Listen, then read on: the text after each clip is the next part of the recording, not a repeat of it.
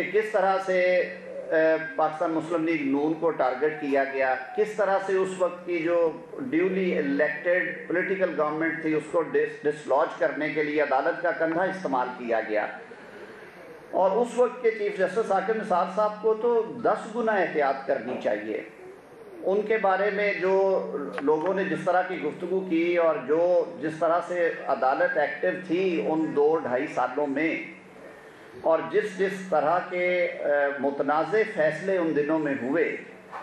تو ان کو اگر سامنے رکھا جائے تو انہیں تو for all the more reasons بہت زیادہ احتیاط کا دامن جو ہے وہ تھامے رکھنا چاہیے کہ جو لوگوں کی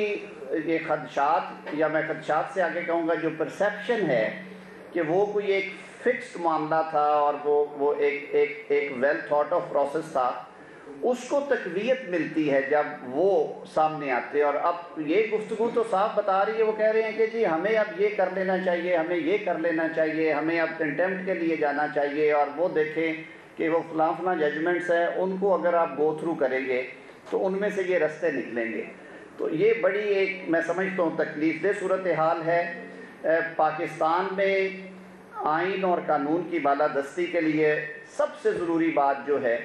وہ یہ ہے کہ چیزیں ٹرانسپیرنٹ مینر میں ہونی چاہیے، اداروں پہ لوگوں کا اعتماد ہونا چاہیے، اور خاص طور پہ جو ہمارا عدلیہ کا ادارہ ہے وہ لیول جو بھی ہو، ٹیئر جو بھی ہو، چاہے وہ سبارڈینیٹ کورٹس ہیں، چاہے وہ اعلیٰ عدالتیں ہیں، وہ ہائی کورٹس ہیں، وہ سب سے بڑی عدالت ہے،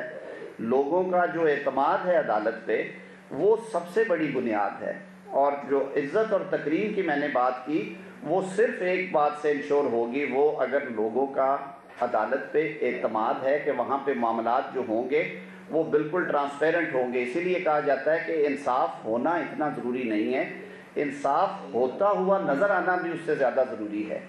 تو اگر یہ معاملات جس طرح سے آپ کے سامنے انفولڈ ہو رہے ہیں، جو ایونٹس آئے ہیں، جس طرح سے پارلیمان جو ہے اس کی بے توقیری لوگوں کو نظر آ رہی ہے کہ پارلیمان کو آئین نے کلی اختیار دے رکھا ہے کہ قانون سازی جو ہے وہ پارلیمان کا اختیار ہے. پارلیمان نے پچھلے دنوں میں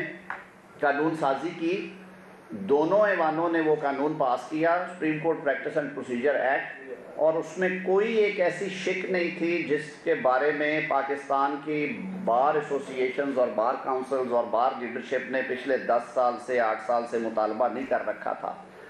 عدالت کی خود مختاری کو، آزادی کو بالکل اس کے قریب سے بھی نہیں گزرنے دیا گیا. اس کو انشور کیا گیا کہ کورٹ کی انڈیپینڈنس جو ہے وہ برقرار رہے، اور کوئی ایک ایسی شک نہیں ہے جو کہ کورٹ کی انڈیپینڈنس پہ یا خود مختاری کے اوپر کوئی آنچ بھی آنے دے. تمام معاملات جو تھے اس میں very well thought of process کے ذریعے وہ عدالت کے اندر مرکوز کیے گئے، اور جو عدالت کے اندر سے آوازیں آئی تھیں امپیریل کورٹ کی اور ون مین شو کی، وہ امپریشن جو ہیں ان کو زائل کرنے کے لیے قانون سازی کی گئی. لیکن انفارچونیٹلی یہ پاکستان کی ماڈرن جورسپروڈنس میں، لیگل ہسٹری میں پہلی دفعہ ہوا کہ قانون کو نافذ کرنے سے پہلے حکم جاری کر دیا گیا کہ اس پہ عمل درآمد نہ کیا جائے گا. تو یہ بھی کچھ حیران کن واقعات ہیں جن کی وجہ سے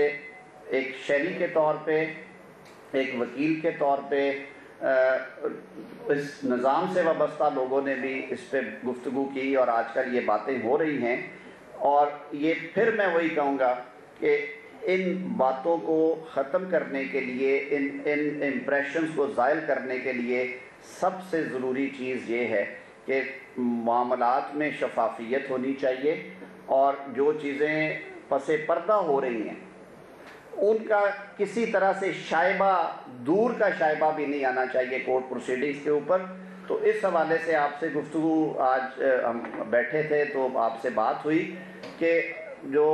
سیاسی معاملات ہیں ان کو آئینی معاملات کو بھی سامنے رکھتے ہوئے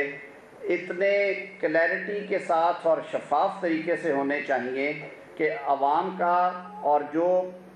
پارٹیز ٹو پروسیڈنگز ہیں، خاص طور پہ جو فریقین مقدمہ ہیں، ان کا اعتماد جو ہے وہ ہر صورت میں برقرار ہونا چاہیے. یہ جو باتیں نکل رہی ہیں کہ یہ فلاں چیز اس طرح سے دائر کروا دی جائے، یہ فلاں آدمی کے ذریعے اس طرح سے کنٹیمپٹ جو ہے وہ کروا دی جائے اور پھر اس میں ان کو قابو کر لیا جائے، تو یہ سارے معاملات اگر ہو رہے ہیں